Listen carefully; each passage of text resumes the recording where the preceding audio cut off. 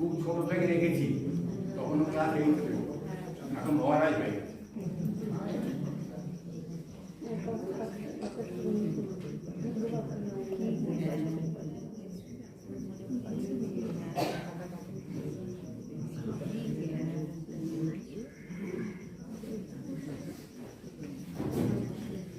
আমরা পরম আগ্রহে উদ্গ্রীব হয়ে আছি আবার মহারাজের শ্রীমুখ নিশ্চিত বাণীর জন্য।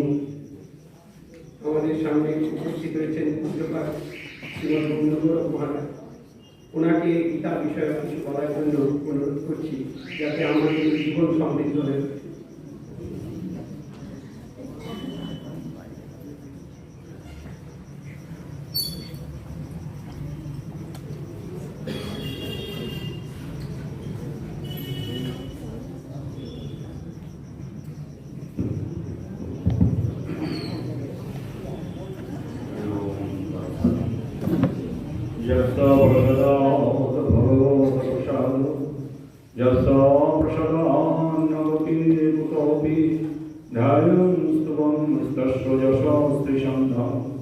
वंदे गुरु श्रीचरणारविंदं वंदे ब्रह्म शिवाराध्यं पंचतत्व स्वरूपिणं शिवये पुरुषं वंदे श्रीजगद्बन्धु सुंदरं वंदे श्रीकृष्ण चैतन्य नित्यानंदौ सवनितौ गौरदेव पुष्पवन्दौ चित्रौ शान्तौ तमानदौ अनारविद चैतन्यचिरावत करुणया अवतीर्ण करो समर्पयितुमुन्नतो जगन्नाथं सवदते हरे पुरट सुंदरा भूति कलंगौ संदीपितः सदा हृदय कन्दरेश्पुरातु वासचिनन्दनः बर्हाभिराभिरामं मृणमदतिलकं कुण्डलाक्रान्तमण्डलं कञ्जामस्तङ्गमुखकण्ठं स्मितसुभमुखं शरण्यस्तवेणुं श्यामं शान्तं दिगम्बं रविकरवसनं भूषितं वैजयं च वन्दे वृन्दवनस्थं जीवनवेदान्तमोपारवेशं मूकं करोति वाचालं पङ्गुं लङ्घयते गिरिं यद्गिरिपादमहं वन्दे परमानन्दमाधवम् गीतासुगीतकर्तव्या हिमन्यशस्त्रविस्तरैः या स्वयं पद्मनाभस्तो मुखपद्मावतीर्षिता। मंच उपस्थित परम पूज्यपाल स्वामी ध्रुवानंद ब्रह्मचारी जी, मंचे उपस्थित स्वामी ब्रह्मानंद महाराज जी, उपस्थित हमार सतीर्थ যাকে নিয়ে আমরা এই গীতা আন্দোলন করছি, সর্বজনপ্রিয় নির্গুণানন্দ ব্রহ্মচারীজি এবং এই সত্যকলা বারবাড়ি সংস্থার সভাপতি যিনি একটু আগে করলেন তাকে এবং আমাদের সকলকে আমাদের শ্রদ্ধা ভক্তি প্রণাম জানাই। আমরা এসেছি আজকে গীতার উপরে একটু আলোচনা করতে, আমাদের জীবন গঠনের উপাদানকে গীতা কীভাবে সাহায্য করতে পারে সেই নিয়ে আলোচনা ইতিমধ্যে করেছেন সিদ্ধানন্দজি খুব সুন্দরভাবে। স্বামী জগদীশ সদানন্দের পরম্পরার খুব ভালো সাধু বেলুর ধর্মচক্রের এবং আমাদের সভাপতি মনে করেছেন নির্গুণানন্দজির বক্তব্য সুন্দর করেন। কথা তো একটাই যে ধর্ম অধর্ম এই যুদ্ধ নিরন্তর চলছে। আমরা ধর্মাশ্রিত, কিন্তু অধর্মের স্বরূপটা আমাদের দরিদ্রভাবে জানা নেই। আমরা একটা ভুল করি, বিশেষ করে বাঙালিরা যত মত তত পথ, সব ধর্মই সমান। এইটা আমাদের মস্ত বড় ক্ষতি করেছে। ঠাকুর শ্রী রামকৃষ্ণ এই কথাটি বলেছিলেন, সনাতন ধর্মের মধ্যে যে সম্প্রদায়গুলি আছে, যে মতগুলি আছে, সেই যে কোনো মতেই আমরা ঈশ্বর লাভ করতে পারি। কিন্তু ভারত থেকে, বাইরে থেকে যে ধর্মগুলি আমদানি হয়েছে ভারতে, দুটি ধর্ম, খ্রিস্ট ধর্ম এবং ইসলাম ধর্ম, সেই ধর্মগুলিকে যদি ঠাকুরের বাণীর সাথে মিশিয়ে দিই আমরা, তাহলে কিন্তু আত্মঘাতী সিদ্ধান্ত নেওয়া হবে। আর বেশি বলবো না, অনেক রামকৃষ্ণ মিশনের ভক্তরা আপনারা আছে, ঠাকুরের কোনো সমস্যা নেই, দোষ নেই, কিন্তু পরবর্তীকালে এই সংস্থা যে সিদ্ধান্তগুলো নিয়েছে সেগুলো কিন্তু আমাদের এখন বিচার করতে হবে। আর গীতা হচ্ছে এমন একটি গ্রন্থ, তিনি মা স্বরূপ। মায়ের কাছে যেমন আমরা যা চাই, মা আমাদের সমস্ত কিছু যা করে দেয়। গীতাকে মা বলা হয়েছে। আমাদের যতগুলি পারিবারিক সম্পর্ক আছে, সব থেকে শ্রেষ্ঠ শ্রেষ্ঠ সম্পর্ক হচ্ছে মা। মায়ের উপরে কেউ নেই। লক্ষ্মণ যখন বললেন দাদা রামকে, যে দাদা আমরা এই লঙ্কা জয় করছি, সোনা তৈরি লঙ্কা, আমরা এখানে থেকে যাই, ঠিকই বলেছেন, যে অপরদের জয় করে তার সম্পত্তি হয়ে যায়। আপনি বলেন না, অপিস্তানি লঙ্কাঞ্চমে রোচতে লক্ষ্মণ জন্মী জন্মভূমিশ্চ সাল্লাল্লাহু। আমার মা আমার জন্মভূমি ভারতবর্ষ স্বর্গের থেকে অনেক বেশি প্রতিবেশী। আমি এর পরের রাজ্যে আমি ভোগ করবো না। বিভীষণকে বসিয়ে তিনি ভারতে চলে এলেন। 71 সালে, বাংলাদেশের প্রসঙ্গ আসলেই আছে, 71 সালে আমরা পাকিস্তানের সাথে যুদ্ধ করে এই পূর্ব পাকিস্তান থেকে তাদের হটিয়ে দিয়েছি। তাদের 93,000 সৈন্যকে আমরা সসম্মানে পাকিস্তানে পাঠিয়ে দিয়েছি। ভারতের প্রায় 3,000 সৈন্য আত্মবলিদান করে এবং 30 লক্ষ মানুষের প্রাণের বিনিময়ে যে বাংলাদেশ আমরা স্বাধীন করেছি, পূর্ব বাংলার মুক্তিযোদ্ধা এবং ভারতের সৈন্য, কিন্তু তার কোনো মূল্য নেই আছে। সব সমস্যার মূল্য হচ্ছে ধর্ম আরাধনা। তেল আর জল কোনোদিন মিলবে না। তাই এখন ধর্ম আরাধনার সরকার আবার আমাদের নতুন করে ভাবতে হবে। ধর্ম কি? ঠাকুরের অনুকূলচন্দ্রের একটা বাণী আমরা শুনেছি, ধর্মে মানুষ বাঁচে বাড়ে, সম্প্রদায়টা ধর্ম হারে। যেটা ধর্ম তাতে আমাদের বৃদ্ধি হবে, আমরা বাড়বো। সম্প্রদায় যেটা, সেটা হচ্ছে মতবাদ, একটা একটা মহাপুরুষ সেটা সৃষ্টি করেছেন, মানুষের তৈরি সম্প্রদায়। আর ধর্মটা হচ্ছে সনাতন, সদাতন। সদা শব্দ মানে সবসময়, এটার নাম যেই কথা, যেই তত্ত্বগুলি সেগুলো হচ্ছে সদাতন। সদাতনের পরবর্তীটা হচ্ছে সনাতন। এই হিন্দু সনাতন ধর্ম বলা হয় কেন? কোন ধর্ম পৃথিবীতে সনাতন বলে ঘোষিত হয়েছে? খ্রিস্ট ধর্ম 2000 বছর, আর আমাদের ইসলাম ধর্ম 1400 বছর। বৌদ্ধ ধর্ম বলুন, জৈন ধর্ম বলুন, শিখ ধর্ম বলুন, এই 3টে ধর্ম ভারতের উৎপত্তি, অর্থাৎ এই 3টিও সনাতন ধর্ম। যদিও তারা স্বীকার করে না, স্বীকার না করলেও তারা জন্মান্তরবাদ মানে, তারা মূর্তি পূজা করে, তারা মৃত হলে দাহ করে। শিখ ধর্মে শতাধিকবার হরি শব্দটি আছে। তাই এরা যতই বলুক আমরা হিন্দু নয়, রামকৃষ্ণ মিশনও সুপ্রিম কোর্ট পর্যন্ত গিয়েছিলেন যে আমরা সংখ্যালঘু, সুপ্রিম কোর্ট বলল না, তোমরা হিন্দু সনাতন ধর্মের একটা ধারা। মা সারদাকে অহিন্দু বলতে পারবে? হিন্দু বিধবা নারীর যা যা কর্তব্য সব করতেন, একাধিক পরীক্ষা করে সাদা দান করতেন এবং তার সমস্ত হিন্দু সনাতনী আচার আচরণগুলো তিনি করতেন। তাই যতই বললো যে আমরা হিন্দু না, আমরা সংখ্যালঘু, হ্যাঁ সেটা তাহলে করেছিল একটা কারণে, সেটা হচ্ছে ভারতবর্ষের সংখ্যালঘুদের একটা সুবিধা দেওয়া হয়, শিক্ষা প্রতিষ্ঠানগুলি তারা নিজস্ব স্বাধীনভাবে চালাতে পারবে, সংখ্যাগুরুরা সেটা পারবে না। একটা ভারতবর্ষের সংবিধানে দুটো আইন আছে, 30 এবং 38। 30 আইন বলছে সংখ্যালঘুরা নিজস্ব ধর্মশিক্ষা দিতে পারবে, আর 38 সংখ্যালঘুরা ধর্মশিক্ষা দিতে পারবে না। তাহলে আমাদের স্কুল কলেজে সবই মানে সংখ্যালঘুরাই বেশিরভাগ। তাই সেই জন্য সেকুলার সরকারের, আর এই সেকুলার শব্দটা 1975 সালে ইন্দিরা গান্ধী বসিয়েছিল, যাতে এই ইসলাম ধর্মের কোনো রকম সমস্যা না, সমস্ত কিছু আগে থেকেই চলে আসছে চক্রান্তগুলি। জওহরলাল নেহরু এই সংবিধান নেতা আম্বেদকরকে বলে এটা করেছিলেন। তাই যাই হোক, এখন সনাতন ধর্ম সমস্যা হচ্ছে, তারা আমাদের নিজেদের ধর্ম সম্বন্ধে কিছুই জানতে পারছে না। সংখ্যালঘুরা নিজের ধর্ম সম্বন্ধে খুব সুন্দরভাবে তারা জানছে। যদিও সেটা ধর্ম নয়, সেটা হচ্ছে একটা মত। ছোট করছি না, কারণ এখনকার দিনে মানবিকতার প্রশ্নটা খুব বড়, সহনশীলতার প্রশ্ন আসবে। আপনি একটা ছোট করছি না, যার যেটা স্বরূপ সেটাকে আমাকে বলতে হবে আমাদের নিজেদের সাবধানতার জন্য। এখন এই বহিরাগত ধর্মগুলি সেটা হচ্ছে একেশ্বরবাদী। তারা মনে করে যে আমাদের ধর্মটাই ঠিক, পৃথিবীতে আর কোনো ধর্ম নেই, আর কোনো উপাস্য নেই। আল্লাহ আকবার মানে আল্লাহ একমাত্র জগতের সৃষ্টিকর্তা এবং তিনি মহান। আল্লাহ মানে মহান। খ্রিস্টান ধর্ম তাই বলে যিশু হচ্ছে একমাত্র রক্ষাকর্তা, সেভিয়ার, আর আমরা সবাই পাপী। আমাদের পাপ থেকে উদ্ধার করবেন যিশু খ্রিস্ট, তিনি ঈশ্বরের পুত্র। এই ধারণা বশবর্তী হয়ে তারা অন্য কোনো ধর্মকে পৃথিবীটা মানে না, সহ্য করতে পারে না। কিন্তু ভারতবর্ষ হচ্ছে বহুত্ববাদী দেশ, এরা বলে একম সদ্বিপ্রা বহুধা বদন্তি, এক পরব্রহ্ম তিনি লীলা করবার জন্য ভূ হয়েছেন। অতএব আমরা সকলের মধ্যেই ঈশ্বরকে বুঝি। এই সনাতনীরা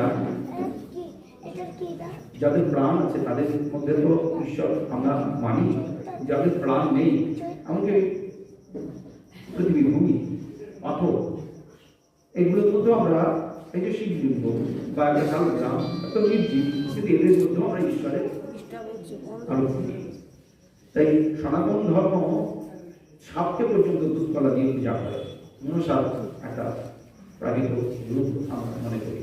বৃক্ষকে আমরা বটবৃক্ষকে আমরা পূজা করি, তুলসী বৃক্ষকে আমরা পূজা করি। এখন মোবাইল চলে কথা বলতে কি করে, সব মোবাইল বন্ধ করে দিই বা সাইলেন্ট করে দিই। এইভাবে সনাতনীরা চিরকাল সকলের মধ্যে ঈশ্বর অনুভব করেছেন। আর আমরা এই করতে গিয়ে সব ধর্মই সমান।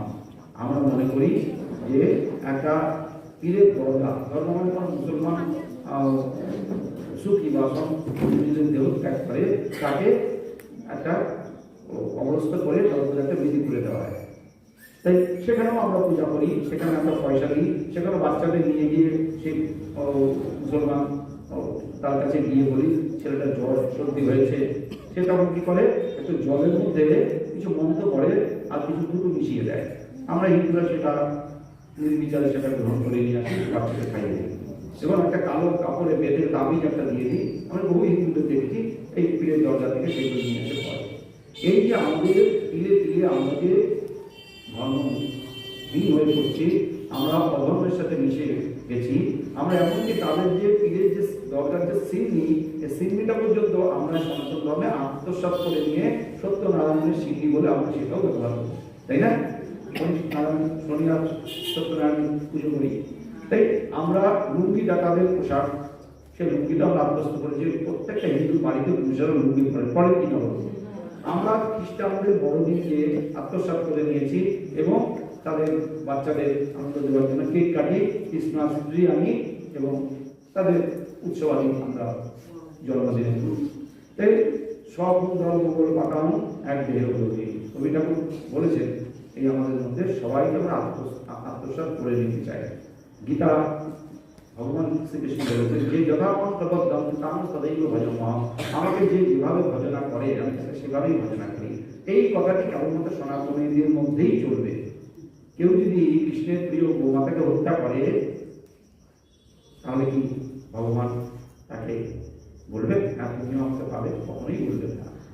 এই আমাদের সনাতন ধর্মে যেগুলো শ্রদ্ধার জিনিস, যেমন সর্বোপরি হচ্ছে গোমাতা, গোবিন্দ, গায়ত্রী, এইগুলি হচ্ছে আমাদের সনাতন ধর্মের শ্রদ্ধার বিন্দুগুলি। এগুলিকে 1400 সাল ধরেই তারা নষ্ট করছে এবং আমাদের উৎখাত করছে। আমরা আফগানিস্তানে একসময় ছিলাম, পাকিস্তানে একসময় ছিলাম। নেতাজি যখন অন্তর্ধান করেন তখন পেশোয়ার দিকে তিনি চলে যান। আফগানিস্তান, পাকিস্তান, কাবুল, কান্দাহার ভারতের বৃহত্তর ভারতের অংশ ছিল। তাই এখন সেগুলো এক এক করে চলে যাচ্ছে। সেখানে 1% 2% এইভাবে হিন্দু আছে। তো আগের যে ভারতবর্ষের আমরা রূপ দেখছি সে 3 ভাগের 1 ভাগ ধরতে গেলে, তাহলে আমাদের এই দুর্দশা কেন হলো? আমাদের দুর্দশা হলে এই কারণে আমরা একতাবদ্ধ নই। হিন্দু ধর্মের সবথেকে দুর্বলতা হচ্ছে আমরা মানুষকে ছোট ভাবি, আমরা ছোট ভেবে তাদেরকে ঘৃণা করি, ফলে তারা এই ঘৃণা পেতে পেতে পেতে পেতে তাদের মধ্যে একটা বিক্ষুব্ধ ভাব আসে, তারা বিধর্ম গ্রহণ করে। বিধর্ম গ্রহণ করে এই কারণে যে তারা বলে, দেখো তোমাদের মধ্যে তো তোমাদের সনাতন ধর্মের উচ্চ বর্ণের তোমাদের মধ্যে কোনো সম্পর্ক রাখে না, তোমাদের জল অচল তাদের কাছে, তোমাদের ঘৃণার চোখে দেখে, অতএব আমাদের ধর্মে আসো, আমাদের ধর্মে কোনো ভেদাভেদ নেই। খুব মুখরোচক কথা বলে তাদেরকে, বিশেষ করে সাঁওতাল বা নিম্ন জাতি, তাদেরকে খ্রিস্টান ধর্ম হচ্ছে। এবং বহু আমাদের হিন্দু টাইটেল নিয়ে যারা মুসলমান মন্দির আছে তারা পূর্ব কয়েক বছর আগে তাদের হিন্দু ছিল। এইভাবে পশ্চিম ভারতে আমরা দেখবেন সেখানে কেরালা, তামিলনাড়ু প্রচুর হয়ে গেছে। পাকিস্তান আর বাংলাদেশ আমাদের হাত থেকে চলেই গেল, আফগানিস্তান তার আগে গেছে, আফগানিস্তান, ইরাক ইত্যাদি। তাই এখনো আমাদের পশ্চিমবঙ্গের কথা বিশেষ করে বলতে যেতে হবে, পশ্চিমবঙ্গবাসী এখানেও প্রতিবন্ধকতা আসছে সনাতন ধর্ম কারণে। দুর্গা পুজোর সময় মূর্তি ভাঙা বাংলাদেশে এখন ছিল, আগে ছিল, এখন আমাদের এখানেও প্রচুর ভাঙছে মূর্তি। তাই এই পরিস্থিতিটা নির্ধারিত হতে চলেছে, কারণ রাজশক্তি আমাদের বিপক্ষে, বিশেষ করে বঙ্গের রাজশক্তি হিন্দু বিরোধী। সনাতন ধর্মের যদি কোনো একটা গণ্ডগোল হবে, সনাতন ধর্মের ছেলেদের ধরবে, কিন্তু বিরোধীরা যারা আক্রমণ করলো তাদের ছেড়ে দেবে। তসলিমা নাসরিনের ঘটনা ঘটেছে, যে প্রতিবাদ করেছে, এবং এনআরসি সময় যে বিরাটভাবে ধ্বংসাত্মক কাজ হয়েছে, এই মুর্শিদাবাদ লালগোলা স্টেশনে দেখবেন ওখানে পুরা ট্রেনগুলো আছে। তো এই সব কিছুর মূল হচ্ছে সনাতন ধর্মকে শেষ করে দাও, আমরাই বিরাজ করবো। কলকাতার মেয়র বলেছেন আগামী দিনে এমন আসছে যে আমরা সংখ্যাগরিষ্ঠ হবো, তাদের ভারতবর্ষের শাসন আমরাই করবো। পাকিস্তানের প্রেসিডেন্ট মুশারফ বলেছিলেন, ভারত যতই উন্নতি করুক, আমাদের নিশ্চিত বিশ্বাস একদিন আমাদের আবাদির মাধ্যমে ভারতবর্ষ দখল করবে। অর্থাৎ তারা সন্তান প্রসব করবে, এবং তার জনসংখ্যা বন্ধুত্ব মানে হচ্ছে জনসংখ্যা 5টা ডাক্তারের থেকে 6টা ডাকাতের ভোট বেশি, ঠিক কিনা? 6টা ডাকাত যদি বলে আমরা এটাই চাই মেম্বার, তাদের কোথায় সে মেম্বার হয়ে যাবে সন্দেশকালীকে যেহেতু বললাম। তাই আমাদের এই পরিস্থিতিকে আমরা নির্ধারিত করতে চাই, নিশ্চয়ই না। আমাদের পরবর্তী জেনারেশনের মুখ তাকিয়ে আমরা এখন গীতার উপরে জোর দিয়েছি যে গীতা আমরা সবাই পাঠ করব। গীতা হচ্ছে জ্ঞান, কর্ম, ভক্তি সম্মিলিত একটা দর্শন। আমাদের দর্শনের প্রচন্ড ভেদ থাকতে পারে, খণ্ডন বর্ণন চলছে যুগ যুগ ধরে, কিন্তু গীতা এমন একটি গ্রন্থ যে মায়ের মতন সমস্ত ছেলেকে একাকার করে কোলের মধ্যে নিয়ে নিয়েছে। কেউ যদি বলে আমি ভক্তি চাই, ভক্তের জন্য দাদা শেখায়, ভক্তের লক্ষণ ভগবান বলছেন ভক্ত আমার বিভক্তি। জ্ঞান মার্গে যান, জ্ঞানের কথা বলছেন, আর যোগ মার্গে যান, তসমাৎ যোগী হওয়ার জন্য। এইভাবে গীতার মূল লক্ষ্যটাই হচ্ছে আমাদের জীবনে একটা ব্যালেন্স করে চলতে হবে, এবং আমাদের জীবন এমনভাবে তৈরি করবে যেন আদর্শ শক্তপোক্ত মানুষ হতে পারি, যার হৃদয়ে থাকবে প্রেম, ভালোবাসা, বাহুতে থাকবে খাদ্যশক্তি, মস্তিষ্কে থাকবে ব্রাহ্মণ্য শক্তি, অর্থাৎ সকলের মঙ্গল কামনা করবে। পুরোহিত মানে আমাদের সকলের হিত কামনা করেন যিনি ব্রাহ্মণ, আর চরণে বা আমাদের সেবা করার শক্তি, সেইটা হচ্ছে শুদ্ধ শক্তি। এই শুদ্ধ শক্তি সবসময় প্রসন্ন থাকবে, তারা খেয়ে পড়ে বাঁচতে পারবে, এবং কোনোদিন তারা বেকার হয়ে তারা অনাহারে থাকবে না। দেখেছেন ভারতবর্ষে কোথাও শুদ্ধ শক্তির বিপ্লব হয়েছে? প্রাচীন ইতিহাস ঘেটে দেখুন, কারণ ভারতবর্ষের মনু সংহিতা বা যাজ্ঞবল্ক্য সংহিতা, পরীক্ষা সংহিতা আছে, সমস্ত জায়গায় প্রত্যেকের কাজ ভাগ ভাগ করে দেওয়া আছে। যদি বলেন কোটা, এই কোটা নিয়ে বাংলাদেশ একটা সরকার করে গেল, কোটা চাই না, কোটা চাই না, কিন্তু মনে মনে আমিও চাই, আমি সাধু, আমাদের সাধুদের একটা কোটা হোক যাতে ট্রেনে ফিরে যেতে পারি, তাই না? প্রত্যেকেই চায়, মায়েরা চাইবেন আমি নারী, আমার জন্য একটু ভাতার জন্য দেয়, সে ভাতার জন্য আমরা যাত্রা করছি, আপনারা জানেন। তাই কোটা আমরা চাই, কিন্তু এমনভাবে আমাদের সমাজ ব্যবস্থা ছিল যে সেখানে প্রত্যেকেই এক একটা কোটায় স্থিত ছিলেন, ফলে সে কোনোদিন বেকার হবে না। আজকে আমাদের এই গৌর কার্য যারা নাপিত পরামানিক করে, তাদের জন্য বাধা ছিল, বিবাহ হলে নাপিত কাজে লাগবে, আর গর্ভ নিয়ে আসে নাপিত, সে কোনোদিন অনাহারে থাকবে না, পুরোহিত সমস্ত পূজা অর্চায় পুরোহিত থাকবে। তাই ক্ষত্রিয় মানে যারা রাজা হতেন সেই বংশের ছেলেই রাজা হবে। অনেকে বললেন এটা কেমন কথা, কেন চাষের ছেলে রাজা হবে না? আরে বাবা, লাভটা কি? চাষের ছেলে রাজা করে তাহলে রাজা কে করবে? রাজা চাষ কে করবে? রাজার ছেলে করবে? এত মূর্খ নয় না আমাদের ঋষিরা। আমাদের ঋষিরা বলছেন যে যেভাবে জন্ম দিয়েছে তার মধ্যে সেই সমস্ত গুণ ভগবান অনুপ্রবিষ্ট করে দিয়েছেন, দেখুন কৃষ্ণনগরে যারা যাবেন মাটির পুতুল তৈরি করে বংশ পরম্পরায় ওরা শিল্পী হয়ে আছে, ওদের আর্ট কলেজে পড়তে হয় না তাদের। এই তারা জন্মসূত্রে এই দেখে দেখে তারা এই প্রত্যেকটা জাতির মধ্যে তাদের জাতিগত ব্যবসা ভগবান অনুপ্রবিষ্ট করে দিয়েছেন, তার ফলে সে কোনদিন বেকার থাকবে না। সেই প্রত্যেকের কোটা স্থির ছিল, আমরা কি করেছি এসে সমস্ত এলোমেলো করে দিয়েছি, তাই না? সমস্ত এলোমেলো করে দিয়ে, যেই জন্য মহাভারতের একটা দৃষ্টান্ত বলতেই হয়। একলব্য দুর্যোধনের কাছে গিয়েছিলেন যখন তারা বনবাসে আছে, গুরুদেব আছেন, গুরুদেব আমি অস্ত্র শিক্ষা করবো, তোমার জাতি কি? এখন জাতি বলে লোকে অন্যরকম, অবশ্যই জাতি জানতে হবে। এই নিবেদিতা স্কুল যেটা বাগবাজারে, আমি একটা ছাত্রীর জন্য পাঠিয়েছিলাম, আমাকে বলছেন মেয়েটির বাবা মা কি একই একই জাতি বিশিষ্ট? আমি বললাম হ্যাঁ, তাহলে ভর্তি হবে। দেখুন মা সারদা রামকৃষ্ণদেব তিনিও জাতি মানছে, মুখে যতই বলি, তাই এক জাতির মধ্যে বিবাহ হলে এই বিবাহটা সুন্দর হবে, আরো উন্নত। ব্রাহ্মণের বিবাহ হলে আরো উন্নততর ব্রাহ্মণ হবে। ব্রাহ্মণের শুদ্ধে বিবাহ হলে যে সন্তানটি হবে, সেই সন্তানটা কিন্তু অর্ধেক গুণ থাকবে শুদ্ধের, অর্ধেক গুণ থাকবে ব্রাহ্মণের। গীতা আমাদের সমস্ত কিছু সমন্বয় করে দিয়েছে। এই যে অর্জুন বলছেন না যে বর্ণ সংকট ঘটবে, ঠিক তো বর্ণ সংকট ঘটতে পারে, তাই সেই জন্য আমাদের কর্তব্য হচ্ছে স্বজাতির মধ্যে আমাদের বৈবাহিক বন্ধন হবে। আর আমাদের যে আমি ধরুন বৈশ্য বংশে জন্মগ্রহণ করেছি, যে ব্রাহ্মণ বংশে জন্মগ্রহণ করেছে, আমাদের প্রত্যেকেরই কর্তব্য হচ্ছে আমাদের নিজ নিজ যে জাতিগত কর্ম সেটা আমরা করা। কিন্তু প্রত্যেকেই উদাহরণ হবে। আমি বৈষ্ণব থেকে আমি চলে এসে ব্রাহ্মণ্য ধর্মে সাধু সন্তের পথে আমি জীবনটা উৎসর্গ করেছি। তাই মানুষের ঊর্ধ্বক্রম হবে, কিন্তু সেটা গুণের মাধ্যমে হবে। আমি জোর করে পৈত করে দিলে আমি ব্রাহ্মণ হতে পারবো না, আমার গুণগুলো অর্জন করতে হবে। তাই গীতা বলছেন যে ক্ষত্রিয় জনচিত কাজ করবে, ব্রাহ্মণ জনচিত কাজ করবে, বৈশ্য জনচিত কাজ করবে। এটা সমস্ত দেখুন গীতা শেষের দিকে প্রত্যেকটা জাতির গুণ কর্ম বিভাগ যে কোথায় আছে সেখানে বলে দেওয়া আছে। অর্জুন হচ্ছে ক্ষত্রিয়। অর্জুন যখন যুদ্ধ শুরু হবে, ধরুন 9টার সময় শুরু হবে, অর্জুন বলছেন হে কৃষ্ণ, তাই আগামী ডিসেম্বর যিনি আগামী ছিল ওই আগামীতে গীতা শুরু করলো, গীতা জয়। অর্জুন বলছেন হে কৃষ্ণ, আমার রথখানিকে একটুখানি সবার মাঝখানে দাঁড়াও, তারপরে আমি একটু দেখি কে কে এসেছে যুদ্ধ করতে। খুব ভালো কথা। এখন অনুগত ব্যক্তির মতন শ্রীকৃষ্ণ দেখুন কত হীন কাজ করছেন, অর্জুনকে ভালোবাসেন এবং জানেন অর্জুনের সেনাপতিত্বেই এই যুদ্ধ আমরা জয় করবো, ধর্ম রাজ্য স্থাপিত হবে। অর্জুনের কথা শুনে শ্রীকৃষ্ণ রথখানিকে ঘুরিয়ে বললেন এই কান করুন, এই যে সবাই তো কৌরব কুলবংশের, আর এদের বিশেষ করে বলতে গেলে এরা পাণ্ডব, দুই ভাইয়ের মধ্যে কৌরব পাণ্ডব, কিন্তু ওটাই সব কৌরব। তাই এই সমস্ত যোদ্ধাদের তুমি দেখো, ওই আঙুলটা ঘুরিয়ে দিলেন না, ওই তাতেই সবার ভবিষ্যৎ ঠিক হয়ে গেছে। অর্জুন বললেন যে কৃষ্ণ, আমি তাদের সাথে যুদ্ধ করতে চলেছি, যুদ্ধ করে রাজ্য জয়লাভ করে তো সুখ ভোগ করবো। সুখ ভোগ তো আমরা বাড়ির পরিবারের জন্মে নিয়ে করি, এখানে দাদা ভাই শ্বশুর শালক সম্বন্ধে আত্মীয় পরিজন বন্ধু বান্ধব সকলের সাথে যুদ্ধ করে আমি যে রাজ্য সুখ ভোগ করবো। আর সকলের কথা ছেড়ে দিলাম, দুটি ব্যক্তির কথা বললেন, বিশ্ব আর দ্রোণাচার্য। বিশ্ব প্রায় 250 বছর বেঁচেছিলেন, 5টা পুরুষ তিনি দেখছেন, আর গুরুদেব অস্ত্র শিক্ষা দান করেন দ্রোণাচার্য।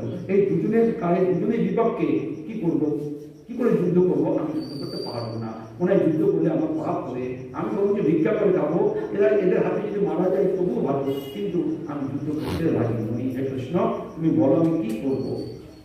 অর্জুনের অব্যবস্থিত চিত্ত। একবার বললেন তুমি আমাকে বলে দাও শিষ্য স্ত্রীহাম সারাদি মান প্রকরণাম, আমি কি করা উচিত তুমি বলে দাও। তখনই বলছেন আমি যুদ্ধ করতে পারবো না। কৃষ্ণ একটা মুচকি হাসলেন। আমি গুরুদেব ডক্টর মহানন্দ মহাজন তার কিছু সঙ্গ পেয়েছি, তিনি বলতেন বলো তো ভগবান কোথায় এসেছেন? আমি তো বুঝতে পারি না। হয়তো আমি গীতায় এসেছেন কোথায়? ওই যে প্রহসন ভারত, মানে একটু মুচকি হাসলেন। কেন? অর্জুন তুমি আমার প্রতি শরণাগত হয়েছে, আবার তুমি একটা পক্ষ তুমি ধরে বসে আছো। বিচার হচ্ছে তাল গাছটা কারোর পক্ষে যাবে, এদিকে না ওদিকে। আমি বিচার করতে বললাম বিচার মানবো, কিন্তু তাল গাছটা আমার পক্ষে থাকবে, এই কথা কিন্তু চলে না। বিচারে যা হবে তাই।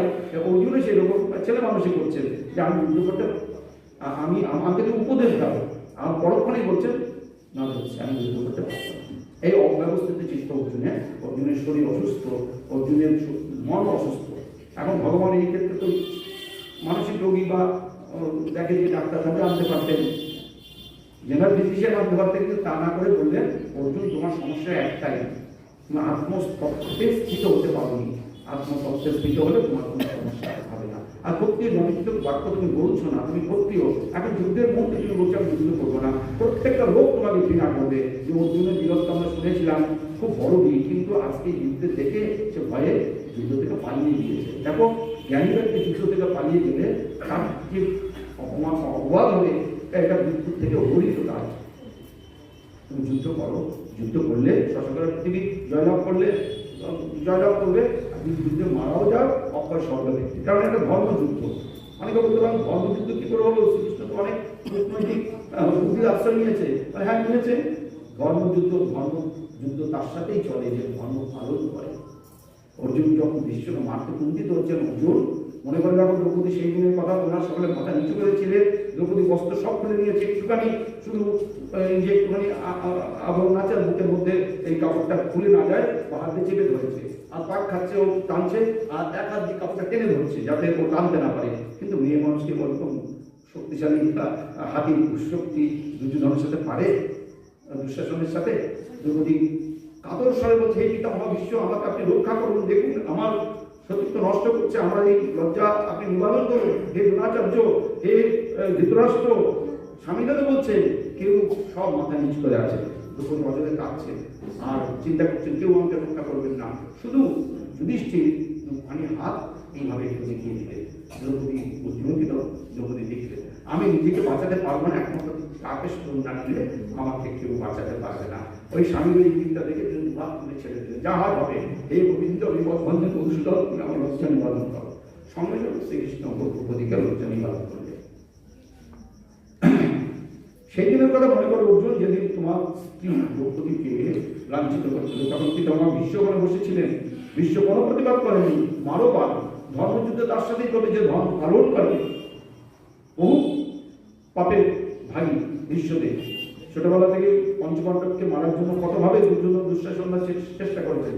ওই খেলার ছলে ভীমকে বিষ খাইয়ে, ভীমকে শক্তিশালী, তাই ওকে বিষের নাম খাইয়ে একদম ভীতবোধ করে পাতালে চলে গেল জলের নিচে। তারপরে ভীম আরো শক্তিশালী ফিরে এলো। বারোয়ানাতে ওই গালা, তারপরে বোনের বাড়ির মধ্যে ওদেরকে পাঠিয়ে দিল, যেটা আপনার কদিন বাস করে এসে খুব ভালো একটা সুন্দর বাড়ি করেছি আমরা। বিদুর বুঝতে পেরেছেন চক্রান্তটা, বিদুর ইঙ্গিত করে দিলেন দ্রৌপদীকে ম্লেচ্ছ ভাষায় যে তুমি যাচ্ছ সাবধান, ওখান থেকে তোমরা পালিয়ে যাবে। তারপরে পালিয়ে গিয়ে তারা বাঁচবে। এই যে প্রতি মুহূর্তে, এবং সব থেকে বড় হচ্ছে এই ছলনা করে পাশা খেলায় বারংবার তাদের হারিয়ে দিল। শ্রীকৃষ্ণ একদিন বলতেন, হে কৃষ্ণ, তুমি তো সবসময় পাণ্ডবদের রক্ষা করতে, পাশা খেলা থেকে রক্ষা করলে না কেন? শ্রীকৃষ্ণ বলে, ওরা তো আমাকে থাকি পঞ্চবটে, কেউ তো আমাকে পাশা খেলায় যাওয়ার সময় আমার স্মরণ করেনি, আমি তো তখন ব্যবস্থা করতাম, তা আমাকে না ডাকলে আমি কি করে যাবো? যাক, যেটা ভবিতব্য সেটা হয়েছে। তাই দুভাগ করে পাশা খেলায় তাদের পরামর্শ করে দেশের থেকে বনবাসে পাঠিয়েছিল। তাই এখন অর্জুন যুদ্ধ করতে এসে সেই সমস্ত ভুলে গেলে, এত কষ্ট তোমরা পেয়েছো, এখন যুদ্ধক্ষেত্রে তোমার এই মেয়েরই কান্না আসছে, তুমি যুদ্ধ করো। কর্ণ কত পাপ করেছিল, দ্রৌপদীকে কি বলেছিল, যার 5 স্বামী সে আবার সতীত্বের বড়াই করে। এই দুর্যোধন কি বলেছিল, বা হাতের চাপড় দিয়ে উঠতে ইঙ্গিত করেছিল দ্রৌপদীকে, তুমি আমার এখানে বসো। এই পাষণ্ডতে তুমি এত কুণ্ঠিত হচ্ছ, মারতে মারো। এইভাবে শ্রীকৃষ্ণের ইঙ্গিতকে অর্জুন মারবে। শাস্ত্রে বলছেন, আততাই যদি যে কোনো বেশি আসে তাকে মারতে কোনো কুণ্ঠিত করতে নেই, অবিচারে মারতে হয়। আততাই কারা? শাস্ত্র বলছেন, অগ্নিদা গরদস্যৈব শস্ত্রপাণি ধারাবহ ক্ষেত্র দ্বারা অপহারিত সারে আততাই না, আততাই বদে না পাপা। যারা অগ্নি জ্বালায়, এই বাংলাদেশে এখন প্রায় দেখা যাচ্ছে হিন্দুদের পল্লী সমানে জ্বালিয়ে দিচ্ছে, শত শত বাড়ি অগ্নি দিয়ে দিচ্ছে। গরদস্যৈব বিষ খাইয়ে মারতে আসে, শস্ত্রপাণ হাতে অস্ত্র নিয়ে তারা করেছে, অস্ত্র দিয়ে আপনার হত্যা করবে। ধনাপহ ডাকাত করে ধন দৌলত সমস্ত নিয়ে যাচ্ছে। ক্ষেত্র ভূমি থেকে উচ্ছেদ করে দিয়েছে, দেশ থেকে উচ্ছেদ করে দিচ্ছে বাংলাদেশ থেকে। আর তারা অপহরিত ঘরের মা বোনেদের তুলে নিয়ে যাচ্ছে। এটা মৃত্যুকারের ঘটনা, বিশেষ করে গ্রামের দিকে হচ্ছে, নিয়ে যাচ্ছে যুবতী মেয়েদের, আবার তারা কাজ করে তারা পরে ফেরত পাঠিয়ে দিচ্ছে। এই যে ঘটনাগুলি, এগুলি সবই চিরন্তন ঘটনা, ধর্ম অধর্মের যুদ্ধ। সেই জন্য কি করতে হবে, যারা ধর্মাশ্রিত তারা ধর্মের যে শিক্ষা, যেটা বললাম আততায়ী বদের অবশ্য, কিন্তু সনাতনীরা হিন্দুরা খুবই নিরীহ, ঘরে তো একটা লাঠিও পাওয়া যায় না সাপ বা বিড়াল তাড়ানোর জন্য, তাই না? ঘরে ঘরে অস্ত্র। সেই জন্য এই 14 জন অশ্বারোহী ভারত এই বাংলায় এসে বাংলা জয় করলো। আমাদের বাংলায় নিশ্চয়ই কয়েক কোটি লোক ছিল, এখন তো 10-12 কোটি, তখন কত? কিন্তু বাঙালিরা এই 14 জন অশ্বারোহীকে পারল না। কিন্তু মারাঠা জাতি খুব শক্তিশালী, মারাঠা জাতি বহু প্রতিরোধ করেছিল। সেই জন্য মারাঠার ধন সম্পদ এখন অনেকটা আছে বাংলায়, কিন্তু ধন সম্পদ বলে কিছুই নেই। তাই আমাদের এখন প্রয়োজন হচ্ছে গীতার বাণীকে ঠিক করে চলা, নিয়ে চলা। গীতা হচ্ছে আমাদের মানব জীবনের সংবিধান। এই মানব জীবনটা চালাতে একটা নিয়ম লাগে, যেমন গাড়ি চলে বা দেশ চলে একটা নিয়ম সংবিধান মেনে। মানব জীবনের কতগুলি সংবিধান চলা ম্যানুয়াল আছে। একটা মেশিন চালাতে গেলে ম্যানুয়াল থাকে না, লেখা থাকে এইভাবে চালাবে। তা আমরা কতটা খাবো, কতটা ঘুমাবো, সমস্ত কিছু গীতায় লেখা আছে। অর্জুন বলছে, হে কৃষ্ণ, তুমি আমাকে বলছো একবার যুদ্ধ করো, তসমাৎ যুদ্ধায় যুদ্ধস্য, একবার বলছো যোগী হও, তসমাৎ যোগায় যুদ্ধস্য। আমি একটা মানুষ কি করে উত্তর পথে যাবো? যোগী হওয়া এক কথা, যুদ্ধ করা এক কথা। মার কাট করে যুদ্ধ করতে পারে। যোগী হওয়া মানে চুপচাপ বসে ধ্যান করা। আমি একটা মানুষ, তুমি দুটি পথে যাওয়ার কথা বলছে কেন? ভগবানের নাম দুটি পথ বলিনি, একটাই পথ বলছে, তুমি যোগী হয়ে যুদ্ধ করো। ঠাকুর রামকৃষ্ণ বলছেন না যে গায়ে হলুদ থেকে স্নান করে কুমিরে ধরে না, তা আমি স্নানও করতে হবে, আবার কুমিরে ধরবে না। এইটা হচ্ছে জলে না, এটা একটা রূপক। মূল কথা হচ্ছে আমাকে যোগী হয়ে যুদ্ধ করতে হবে। নির্বৈরস্য উদ্দেশ্য, আমি কারোর প্রতি শত্রুতার সাথে যুদ্ধ করছি না, আমার উপর চাপিয়ে দেওয়া হয়েছে যুদ্ধ, আমাকে যুদ্ধ করতেই হবে। আমি যদি আমাদের চীন আক্রমণ করে বা পাকিস্তান বাংলাদেশ আক্রমণ করে, আমাদের যোগী হয়ে থাকবো না শুধু বসে, আমাকে যোগী হতে হবে, আমাকে যুদ্ধ করতে হবে। আমার কর্তব্য বুদ্ধিতে যুদ্ধ করতে হবে। বলতে যুদ্ধ কখনো কর্তব্য হয়? নিশ্চয়ই হয়। যদি যুদ্ধ চাপিয়ে দেওয়া হয় তখন সেটা কর্তব্য। রাজাদের কাছে যদি যুদ্ধের আহ্বান আসে, পাশাকালের আহ্বান আসে বা মৃগ হয়ে যাওয়ার আহ্বান আসে, রাজা অবশ্যই সেগুলো করবেন। সেই জন্য ফল করে পাশাকালে হারিয়ে দেওয়ার মতলব করে দেখেছেন যুধিষ্ঠির দুইবারই গেছেন, আর হেরে এসেছে। এটা হচ্ছে রাজধর্মের মধ্যে একটা জিনিস পড়ে। তাই যুধিষ্ঠির বড় ভালো মানুষ। যুধিষ্ঠিরকে আমরা চিনতে পারি না। যুধিষ্ঠির ধর্মরাজ। ইন্দ্রিয় সংযমের কথা কিভাবে বলা হয়েছে দেখুন। যখন তিনি জল আনতে যাচ্ছেন, অন্যান্য ভাই বক্তব্য ধর্মের কথা শুনে তারা রেগে গেলেন। তিনি বলেছিলেন কি, আচ্ছা যুধিষ্ঠির, তোমরা তো 5 ভাই, তোমরা মা কুন্তি দেবীর সাথে তোমরা মনে মনে থাকো। তাই কুন্তি দেবী তো চির যুবতী, তোমাদের মনের মধ্যে বিকার হয় না? এই কথাটা কিন্তু অশ্লীল। যুধিষ্ঠির মাথা ঠান্ডা করে বললেন, হ্যাঁ, চিত্তের বিকার হয় বলে, কিন্তু আমরা বিবেকের কষাঘাত দিয়ে চিত্তকে ঠিক রাখি। মনের পাপ নয়, মনে পাপ হতেই পারে, একজনকে দিকে আমার ভোগ ইচ্ছে জাগতেই পারে, কিন্তু আমার বিবেক যত শক্ত হবে আমি সেই বিবেককে সংযম করে রাখতে পারবো। কিন্তু যারা গীতা পাঠ করেনি, বিবেক বলে যাদের কিছু নেই, যারা সনাতন ধর্মের তত্ত্ব কিছুই জানে না, সর্বভূতের প্রতিটি নারীর মধ্যে আমার মা আছেন, তারা তো এই কথা বুঝবে না। তাদের ওই কতগুলো যেমন আগুনে ঝাঁপিয়ে মারা যায়, তাদের জীবনগুলো নষ্ট হয়ে যায় ভোগের লালসায়। তাই মানুষকে যদি গীতা না পড়ানো হয়, সে মানুষ তো এইভাবে ধ্বংস হবেই। আমাদের মধ্যে কত হিন্দু সনাতন ধর্মের মধ্যেই কত ধনঞ্জয় ভট্টাচার্য ফাঁসি হলো, নিজেকে কন্ট্রোল করতে পারেনি। আমাকে সংযম করতে হবে। মহানবী বলছেন, মানব জীবনের ধর্ম হচ্ছে 5টি: অহিংসা, সত্য, অস্ত্র, শৌচ এবং সংযম। অহিংসা, কাউকে হিংসা করবো না, পারতপক্ষ সকলকেই আমি ক্ষমা করবো। কিন্তু যদি আমার প্রাণ সংশয় হয় যে আমি 5টি গুণের কথা, 5টি অপরাধের কথা বললাম, আত্মাই যদি আমাকে আসে, আমাকে তখন হিংসা করতে হবে।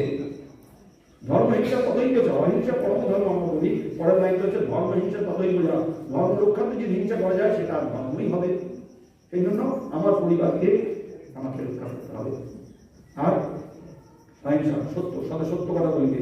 সত্য কথা পুলিশ অবস্থা ঠাকুরের কথা।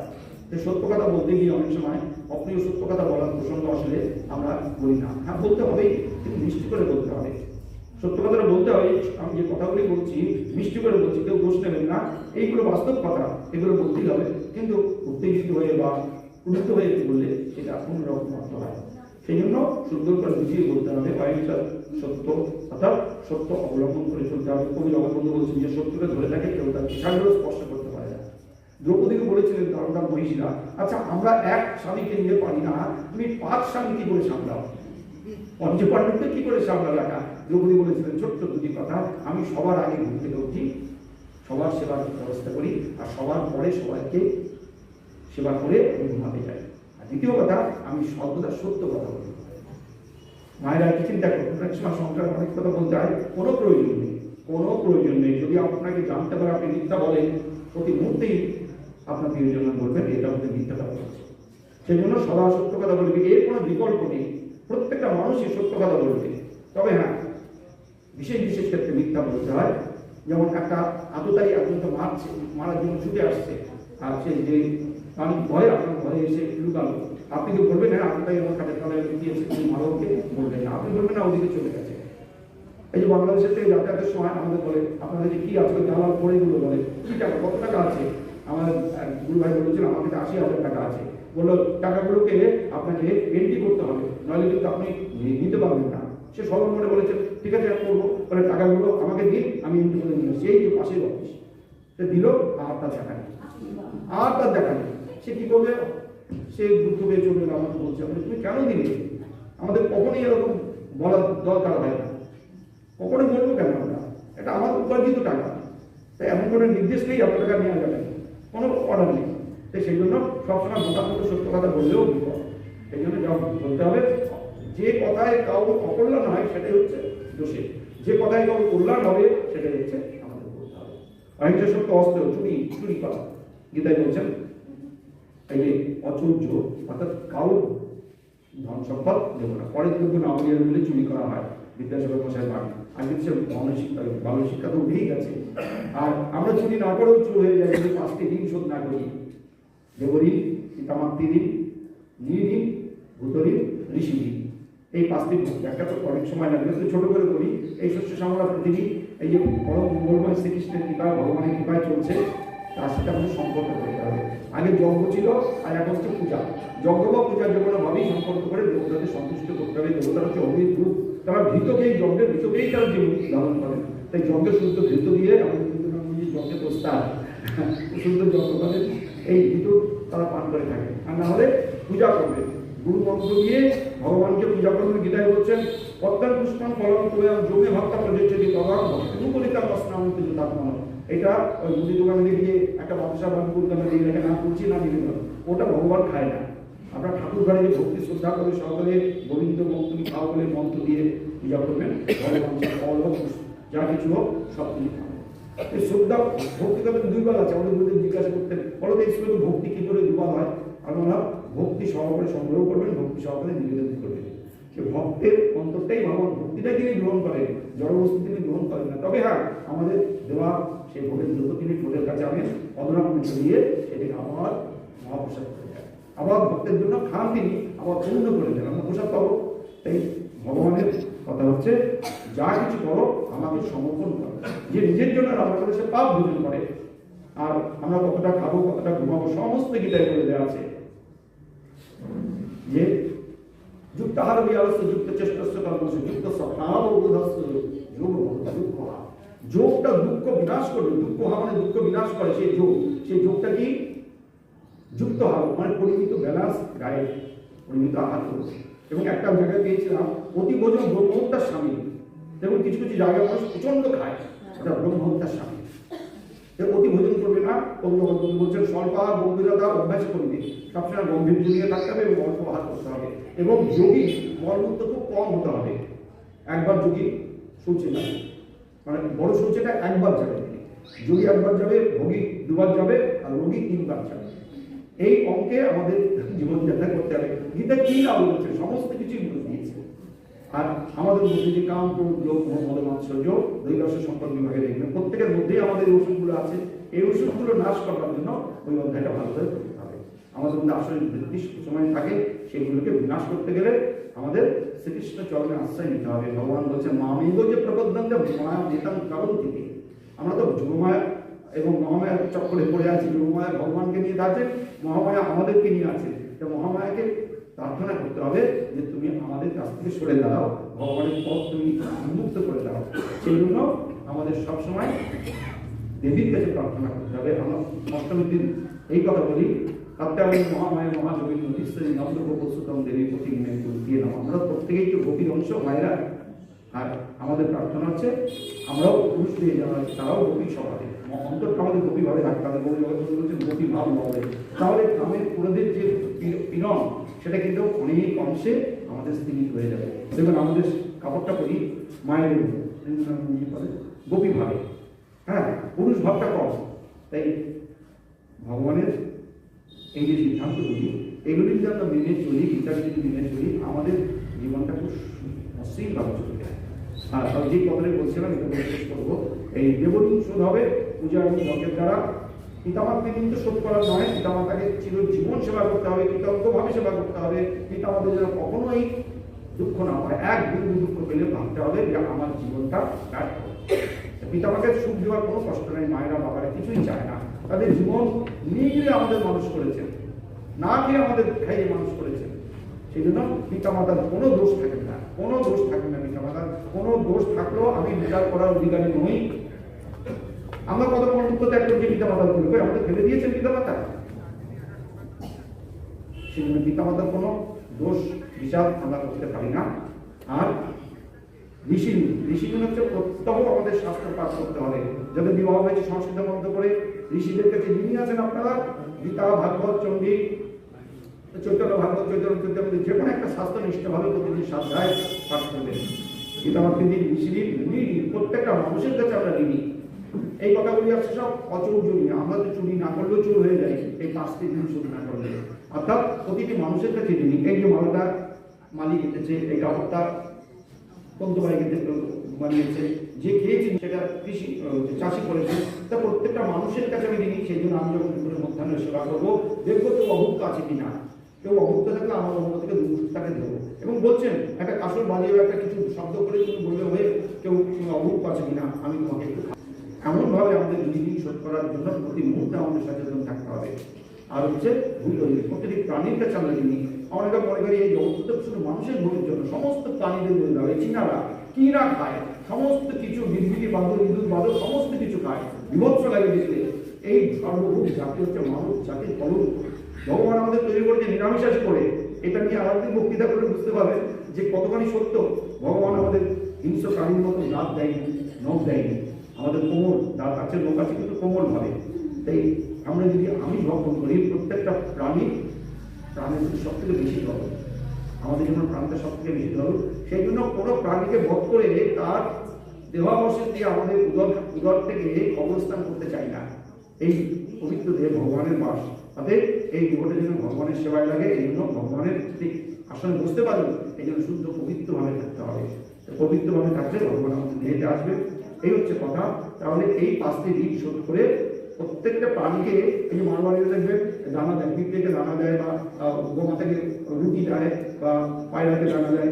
এরা এই অহিংসা নীতি বা সর্বপ্রাণীর প্রতি যে একটা সম্ভব যশবাদ লোকবি যতে লোক লোকাত লোকবি যতে যশা হাসামাংস ভয় ওই অর্থাৎ যিনি কোনো প্রাণী থেকে উদ্বিগ্ন হন না, কারোর থেকে কোনো প্রাণীও উদ্বিগ্ন হবে না। পরস্পর ভাবায়ন্ত পশু পক্ষী এবং মানুষ হয়েই থাকে। ভগবান সৃষ্টি করেছেন, কে থাকবে না থাকবে তার দায়িত্ব, আমার কি দায়িত্ব? আমার গুরুদেব একদিন পর্দা দিয়ে যাচ্ছেন বাংলাদেশে, ও কথা আপনার দিকে মাছ খান না, বলে হ্যাঁ, আরে হায় হায় মাছ না খেলে তো পর্দা দিয়ে নৌকাই বাইতে পারবো না, এত মাছ হয়ে যাবে। গুরুদেব আসছেন, বলে সেটাও সব আমার আল্লাহ কি করে রাখবে না, আমাদের ভগবান কি করে দেবেন। কে কত কুকুর, কত মশা, এগুলো যদি সব চলে যায়, আমরা মনে করি আমরা সুখে থাকবে, তা নয়। প্রত্যেকটা প্রাণীর সাথে প্রত্যেকটা প্রাণীর লিঙ্ক আছে, খাদ্যখাদ্য সম্পর্ক আছে। অর্থাৎ ভগবান যাদের সৃষ্টি করেছেন এটা প্রয়োজন ছিল। আগেকার দিনে সুইপার ছিল না, একটা প্রাণী মরে গেলে দেখবেন শকুন, শিয়াল, কুকুর এরা এসে পানি দুটোটা এক দিনের মধ্যেই শেষ করে দিত। আর ওটা যদি না থাকতো, এখন তো এগুলো শকুন টকুন চিনি নেই, সেই মৃত্যু দেওয়াটা পরে দুর্গন্ধ হতো, পরিবেশ দূষিত হতো। এই যে কাক, শহরের কাকগুলো দেখুন একটা কিছু করলেই সবাই ছুঁ মেরে সেটা নিয়ে পরিবেশটা দূষিত হওয়া থেকে বাঁচাচ্ছে। আমাদের প্রাণী যত আছে গৃহপালিত বা আশেপাশে সবকটাই আমাদের মানুষের কল্যাণের জন্য আছে, অর্থাৎ তাদেরকে মেরে খাওয়াটা অন্যায়। আর বেশি নিজের কথা শুনবো। গীতা মানে জয় হোক, জয় হোক। আমার গুরুদেবের গীতার ধ্যান আছে, আপনারা বলবেন মহানন্দ ব্রহ্মচারী। তিনি একটা কথা বলেছিলেন যে আপনারা কেন গীতাকে এত মাহাত্ম্য দেন?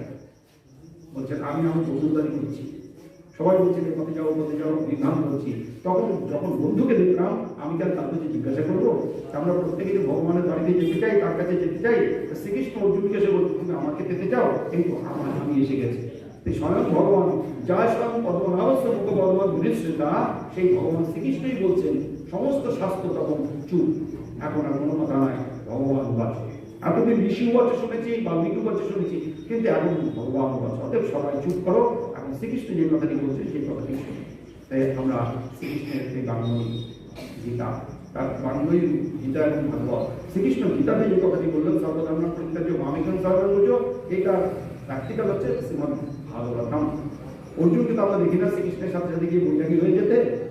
শ্রীমতী রাধারানী এই বাণীটার পৃষ্ঠভূমি। শ্রীমতী রাধারানী ভবিষ্যতে যে গিয়েছিলেন বুদ্ধিবুদ্ধিকারা, একমাত্র শ্রীকৃষ্ণকে লক্ষ্য করে গৃহ ত্যাগ করে তারা বংশী শুনে তার সাথে রাস বিহারে চলে গিয়েছিলেন। আমাদের প্রত্যেকেরই অন্তরে রাধারানী আছেন বা গোপী আছেন।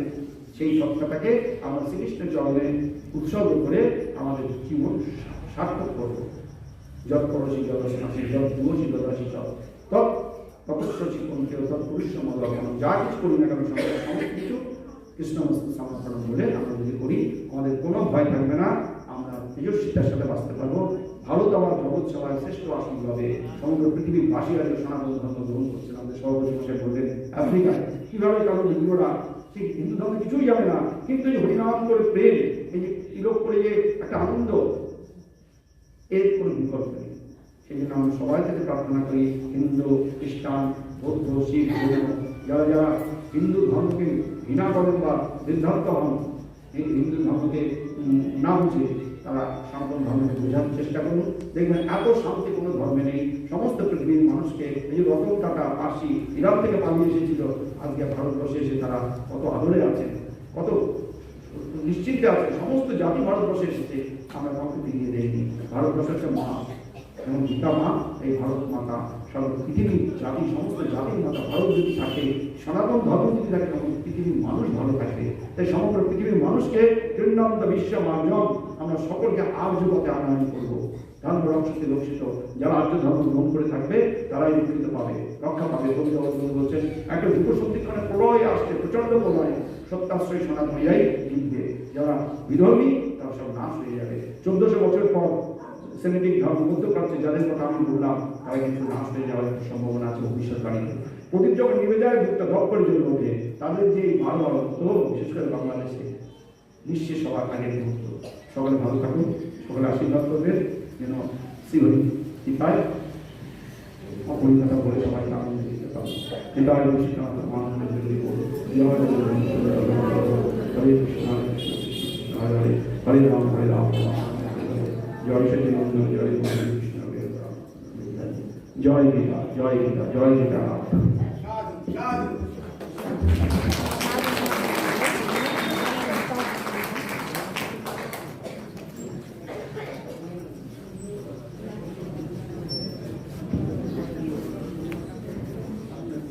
আমি গুরু মহারাজের কাছে শুনেছি যে গীতা খণ্ড ইক্ষুদণ্ড গিলিলে আস্বাদ নাই, গুরু পাশে বসে বসে সরস্বতী মানুষ। তো আজকে সকালে যখন গীতা সমগ্র গীতা পাঠটা হয়, তার জন্য মাত্র সময় লেগেছে 2 ঘন্টা।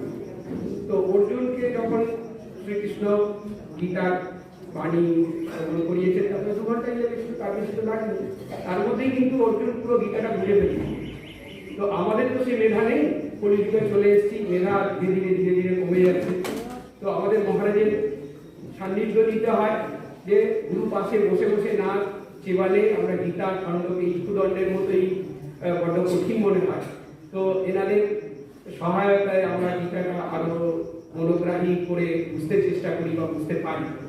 তো এখন মহারাজরা সমস্ত বললেন, এবারে আমাদের এই পুরো অনুষ্ঠানটার উপসংহার রূপে শ্রীমৎ পূজ্যপাল শ্রীমৎ নির্গুণানন্দ ব্রহ্মচারী মহারাজ আমাদেরকে প্রেম মন্দির আশ্রম বিশ্রামপুরী থেকে এসেছেন। উনি আমাদের সকালেও বলেছেন, সেই আঙ্গিকেই কিছু উপসংহার রূপে আমাদেরকে বলবেন।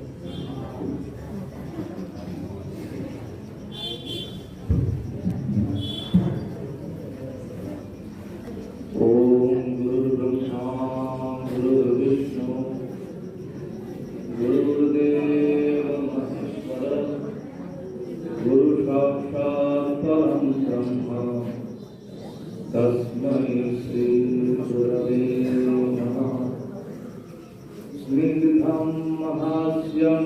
वदन कमले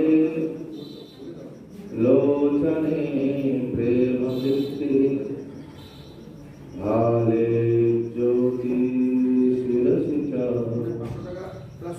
जटाजूट चूड़ा विषंगा नित्यं यस्य स्फुरति हृदये शुद्ध वात्सल्यधारा बालानन्दो भुरि विजयते वैद्यनाथ स्वरूपः बालानन्दसुतं देवं तारानन्दं नमाम्यहम् प्रेमरूपधरं देवं लोकसंग्रहकारकम् বারানন্দ ধর্মসংঘ যেটা প্রতিষ্ঠাতা প্রেম মন্দির আশ্রমের প্রতিষ্ঠাতা শ্রীমৎ তারানন্দ ব্রহ্মচারী মহারাজ, যিনি প্রেম মন্দির প্রতিষ্ঠার পরে জায়গায় জায়গায় গৃহে গৃহে ছোট ছোট ভাবে রাম নাম সংকীর্তন, কিছু ধর্মকথা আলোচনা, স্তোত্র পাঠ এগুলো চর্চার জন্য শ্রী বারানন্দ ধর্মসংঘ নাম দিয়ে তিনি তৈরি করেছেন। এক সময় বিভিন্ন জায়গায় সেই ধর্মসংঘের বিরাট বিরাট অনুষ্ঠান সম্পন্ন হয়েছে তার উপস্থিতিতে। পরবর্তীকালেও তার ব্রহ্মলীন হওয়ার পরেও আমার গুরু মহারাজ তিনি এই বারানন্দ ধর্মসংঘের মাধ্যমে জায়গায় জায়গায় মাসিক সভা, মাসিক ধর্ম আলোচনা করবার ব্যবস্থা করেছেন। সর্বত্রই যতটা তিনি পারতেন যেতেন। আমাদের পরম পূজ্য বিশুদ্ধানন্দজি মহারাজ এরকম মাসিক সভাতে বহুবার এসেছেন হাওড়াতে। পূজ্য স্বামী প্রজ্ঞানন্দ সরস্বতীজি মহারাজ তিনি এখনো পর্যন্ত গীতার ক্লাস নিতে এই 25 বছর ধরেই আমাদের কাছে আসছেন। তাই 25 বছর কম ব্যাপার নয় একটা জিনিসকে ধরে রাখা এবং বাৎসরিকভাবে গীতা জয়ন্তী পালন করবার যে তিনি পথ নির্দেশ করেছিলেন, নিরবিচ্ছিন্নভাবে 25 বছর ধরে আজ চলে এলো। আমরা অনেক সেই সমস্ত মানুষ, বিশেষ করে আজকের দিনে মনে পড়ছে আমার খুব দ্বিজেন্দ্রার কথা, যে মানুষটি এই গীতা জয়ন্তীকে কেন্দ্র করে তার একটা সাজো সাজো রব ছিল। পারমিশন করানো, চিঠি ছাপানো, আশ্রমে যাওয়া, বক্তা ঠিক করা, মহারাজের সঙ্গে পরামর্শ করা, পরবর্তীকালে আমার সঙ্গে পরামর্শ করা খুব করতেন। এবং সেই ধারা নিয়ে আজকে আমাদের যারা এই অনুষ্ঠানটিকে গুরুবাক্যকে অবলম্বন করে যারা এই অনুষ্ঠানটিকে পরিচালনা করছেন তাদেরকে আমি সাধুবাদ জানাই। আজকে উপস্থিত সমস্ত বক্তা যারা আমাদের মধ্যে এসেছেন, কেউ আমাদের কাছে নতুন নন, সবাই আমাদের অতি অতি প্রিয় ভাজন প্রেম মন্দির আশ্রমের। তাদেরকেও আজকের অনুষ্ঠানে আমরা খুব আনুষ্ঠানিকভাবে নিয়ম মেনে পত্র দিয়ে তাদের কাছে গিয়ে আমরা তাদেরকে জানাই আসার জন্য। পূজ্য বিশুদ্ধানন্দ মহারাজকে কদিন আগে ফোন করলাম, মহারাজজি যাবেন ওখানে, এরকম ধর্মসভা হবে। হ্যাঁ, নিশ্চয়ই যাবো। চলে এলেন, আঁকা আঁকা গুরু করতে করতে আমার আগেই দেখলাম ঢুকে পড়েছে। আমাদের বন্ধু গৌরবী মহারাজ তিনিও সেই রকম। একবার ফোনে বললাম, একবার দেখা হলো, মহারাজ যাবেন তো? হ্যাঁ আমি যাবো। এই যে অমানিত্যের অভ্যাস, অমানিনা মানবে আকীর্ত দুনিয়া সদা, এই যে সন্তদের মধ্যে একটা যে সাবলীল ভাব, এই ভাবেতেই আমাদের প্রতিষ্ঠিত হওয়াই কথাই ভগবান শ্রী গীতাতে বলছেন। মুখ্যত আমরা গীতার মধ্যে যে বিষয়গুলোকে নিয়ে আলোচনা করি সেটা হচ্ছে এক কর্মের কথা, দ্বিতীয় আলোচনা হয় ভক্তির কথা, আর তৃতীয় আলোচনা হয় জ্ঞানের কথা। মোটামুটি তিনটি বিষয়ের উপরে গীতার ভাব ব্যক্ত হয়েছে। একটা বিরাট সনাতন ধর্ম, যার অসংখ্য অসংখ্য কোটি কোটি গ্রন্থ, কোটি কোটি তার মতবাদ, বৈদিক ঋষিদের চুলচেরা বিশ্লেষণ নিয়ে এক দীর্ঘকাল, যদি আমরা পাশ্চাত্যের সংখ্যাটাই মেনেই নিই, যারা আমাদের দেশকে নিয়ে গবেষণা করেছে, তাদের যদি সংখ্যাটা মেনে নিই, তাহলে পরেও বলা হচ্ছে 10,000 বছর খালি বৈদিক যুগ ছিল। মানে বেদ চর্চা হয়েছে, ঋষি মুনিদের চর্চা হয়েছে বেদকে নিয়ে 10,000 বছর। এই বেদ বলতে আমাদের যে সাধারণ ধারণা, ওই ঠাকুর মশাইরা যেগুলো মন্ত্রের আকারে করেন সেগুলো কি বলে বেদ, আমরা এগুলোই জানি। বেদ শব্দের অর্থ হচ্ছে জ্ঞান। সমস্ত যত রকমের এই আমাদের ইন্দ্রিয় দ্বারা গ্রাহ্য যা কিছু জ্ঞান আমরা প্রাপ্ত হই, সব কথা বেদের মধ্যে লেখা আছে। প্রত্যেকে সেটা এলো, তার অবস্থান কি, তার পরিণাম কি, এই সব নিয়েই আমাদের বেদ। যার জন্য বেদ কেবলমাত্র দেবতাদের, আমরা বলি বোধহয় ঠাকুরের পূজার মন্ত্র, আসলে তা নয়। বেদের প্রত্যেকটা মন্ত্রে তিনটে জিনিস ম্যান্ডেটরি বলা আছে। এক একটা মন্ত্র যে ঋষি তার দ্রষ্টা বলি, আমরা আবিষ্কারক বলি, দ্রষ্টা বলি, তারা দেখেছে, সেই মন্ত্রটা কি ছন্দে লেখা আছে তাকে বলতে হবে, বা তিনি কি ছন্দে বলতে চেয়েছেন বলতে হবে, কোন দেবতার উপাসনার দ্বারা সেই মন্ত্রটা তিনি প্রাপ্ত হয়েছেন সেটা বলতে হবে, আর এই মন্ত্রটার মধ্যে মূল বক্তব্যটা কি সেটা একটা ছোট্ট আকারে বলতে হবে। এইটাকে আমরা বলি প্রত্যেকটা মন্ত্রের আগে আমাদের এইটাকে প্রথমে বলে দিতে হবে। এটাই ঋষি মুনিদের চর্চা। সেই দেখতে গিয়ে এই বেদের মধ্যে জাগতিক এবং পারমার্থিক দুই বিষয়ের আলোচনা হয়েছে। জাগতিক বিষয় বলতে আমাদের দৈনন্দিন চলার পথে যা কিছু আমাদের দেখছি, শুনছি, ব্যবহার করছি, তার মধ্যে আমাদের যা কিছু প্রয়োজন, তার উৎপত্তি, স্থিতি, বিনাশ, তার ফরমেশন, তার পরিবর্তন, সবকিছুই এই মধ্যে বলা আছে।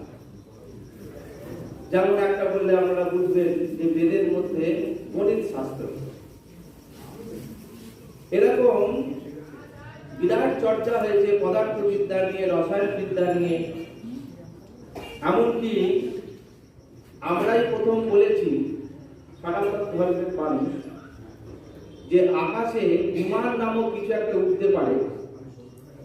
আমরা বলেছি যে দেবতারা যে বাহনে যাতায়াত করে তার নাম বিমান। পরবর্তীকালে মর্তভূমিত রামায়ণের যুগে আমরা দেখেছি রাবণ সেই পুষ্পক নামক বিমানে আর সীতাকে হরণ করে নিয়ে গেছে।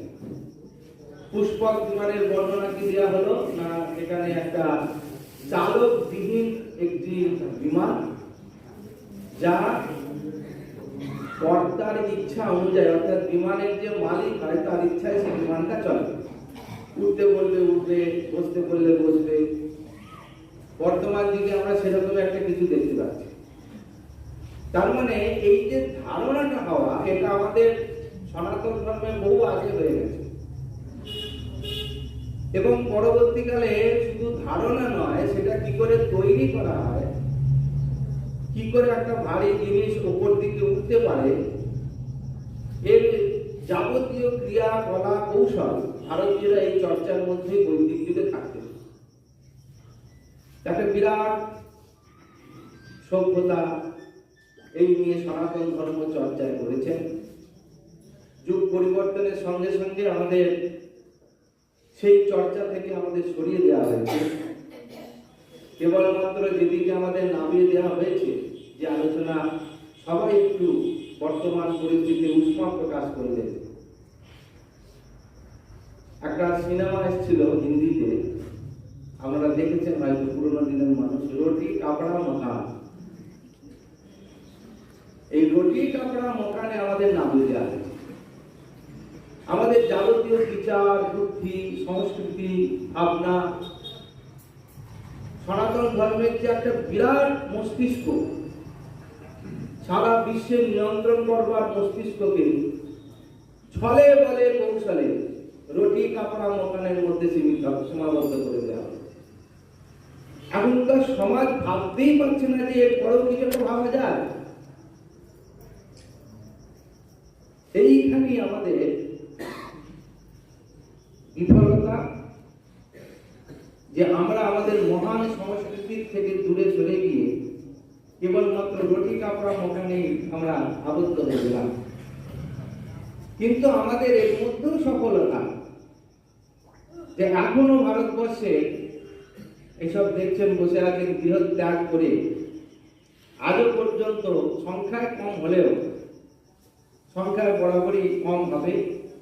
কেন শাস্ত্র বলছে একশ্চন্দ্রতম হন্তি নচা তার সত্যি, আকাশের আলোর জন্য কেবলমাত্র একটা চাঁদই শ্রেষ্ঠ, হাজার তারা ওটার অত প্রয়োজন নেই। সেরকম সমাজে যে মূর্ত প্রতীক হয়ে সাধু সন্ন্যাসীরা এই গীতার উপদেশ, সনাতন ধর্মের উপদেশ, সবচেয়ে বড় কথা আমাদের, আমরা যে কি, আমরা যে বস্তুত কি, এটাই আমাদের বারবার জানানো হচ্ছে, জানাচ্ছে। রুটি কাপড়া মকানের বাইরেও আমাদের যে একটা সত্তা আছে। স্বামীজি সেই সিংহ শাবকের গল্প, যে একটা সিংহ শাবক সে ছাগলের দলে পড়ে গিয়েছিল, সে ব্যবহার করে ডাকিয়ে ঘাস খায়। একদিন সিংহর একটা দল ছাগলদের ধরতে এসে দেখলো যে একটা সিংহ তাদের মধ্যে ঘুরে বেড়াচ্ছে। তখন তাকে যতবার ধরতে যায় সে ব্যবহার করে ডাকে আর ছাগলের মতন পালিয়ে যায় লাফিয়ে লাফিয়ে। লাস্টে তাকে ঘিরে ধরে তার স্বরূপ চেনাবার জন্য একটা পাতকুয়ার কাছে নিয়ে গিয়ে তাকে বলছে, এই মুখটা দেখ, আমাদের মুখের সঙ্গে তোর মুখের মিল আছে, দেখ, আমরা যেরকম ডাকছি সেরকম করে গর্জন কর। মেরে ধরে তাকে সেরকম করে গর্জন করতে শেখালো। যখন একবার গর্জন করে উঠল, তখন সে ঘাস খাওয়া বলে গেল। সাধু সন্তরা আজকে যে আলোচনার মধ্যে দিয়ে আসছেন, গীতাকে কেন্দ্র করে বা গীতার মধ্যে যে বাণী, ক্লৈবং মাসমগম পার্থ নৈতৎপর্গে প্রবর্ততে সূত্রম হৃদয় দৌর্বল্যম ত্যাক্ত উত্তিষ্ঠ ভারত, এইখান থেকে শুরু। গীতা একটা দুর্বল চিত্তের মানুষ, যে মানুষটা, অর্জুন সম্পর্কে যদি বলতে হয়, তৎকালীন ভারতবর্ষে অর্জুনের সমকক্ষ কেউ ছিল না। অর্জুন যদি তীরটা না লাগিয়ে শুধু তার গান্ডীব ধনুতে খালি জ্যাটাকে ধরে একবার টেনে দিত, মোটামুটি 100 যোজন দূর পর্যন্ত মানুষের বুকের হাড়িবিট বেড়ে যেত, ভূমিকম্পের মতন আওয়াজ হতো, তার এত প্রতাপ ছিল। সেই অর্জুন ধারাশায়ী হলেন। শীদন্তি মম গাত্রাণি মুখঞ্চ পরিশিষ্টতি বেপথুশ্চ শরীরে রোমহর্ষস্য জায়তে, অদ্ভুত অবস্থা, গায়ে জ্বর এসে গেল, কাঁপছে। এই জায়গা থেকে সে তার যাবতীয় যুক্তি জাল জড়ো করছে। আজকেও আমরা যুক্তি জাল জড়ো করব। আজকেও শুনলাম আমরা ছেলে মানুষ করবার নাম করে একটা মাত্র সন্তানকে লালন পালন করার ব্রত নিয়ে নিয়েছি আমাদের, বিশেষ করে বাঙালি সমাজ। একটা বেশি ছেলে পেলে আমাদের হবে না, পশ্চিম কালো হবে না, তার জন্য জাগ্রত করবো। আর ফলস্বরূপ ছেলেটাকে খুব ভালো করে মানুষ করলাম, খুব স্বপ্ন ছেলে বিদেশ যাবে, চলেও গেল। বাড়িতে আমরা বৃদ্ধ বৃদ্ধা একজন একা হলাম, আর আশেপাশের অঞ্চলে অনেকেও শুনলাম আমাদেরই এক প্রিয় ভক্ত তিনি কয়েক কোটি টাকা দিয়ে তার বাড়িটা বহু সংখ্যক ছেলে মেয়ে বিশ্বাসবাদী এমন কোন ব্যক্তির হাতে তুলে দিয়েছেন এবং সেইটি ধীরে ধীরে এগোতে এগোতে আমাদের যেহেতু উষ্মা প্রকাশ করছে শিবপুর অঞ্চল সব ঘেরা হয়ে যাচ্ছে। এই ঘেরার জন্য দায়ী কে? আমাদের পিতায় ভগবান সেই জন্য বললেন কাম ক্রোধ তথা লোভ তস্মাৎ এতম ত্রয়ং জাতি। সম্পত্তির উত্তরাধিকারী আইন বলে আমরা যেটা বুঝি, আমার রক্তের সন্তান মানেই সে আমার সম্পত্তির উত্তরাধিকারী, এইটি আমরা বুঝি। সনাতন ধর্মের শাস্ত্র সে কথা বলে না। সনাতন ধর্মের শাস্ত্র বলে তোমার সম্পত্তির যোগ্য উত্তরাধিকারী, তোমার সম্পত্তির যোগ্য উত্তরাধিকারী। কে যোগ্য উত্তরাধিকারী?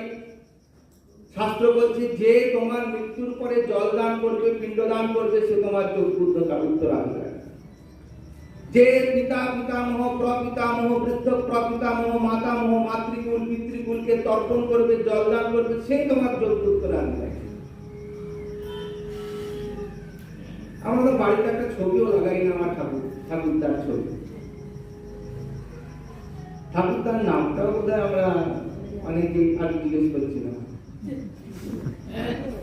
নিজেও জানবো না, জানতেও দেবো না, আমার পরবর্তী জেনারেশনের কাছে আমি সেটা বলবো না, প্রতিজ্ঞা করেছি বলবো না। এই অস্তিত্বের সংকটে সনাতন ধর্ম আগে তো নিজের ঘরে পড়ে আছে, তারপরে তো বাইরের অবস্থা। এর মূল কারণ কি? গীতায় ভগবানের জন্য বলেন কাম ক্রোধ আর লোভ।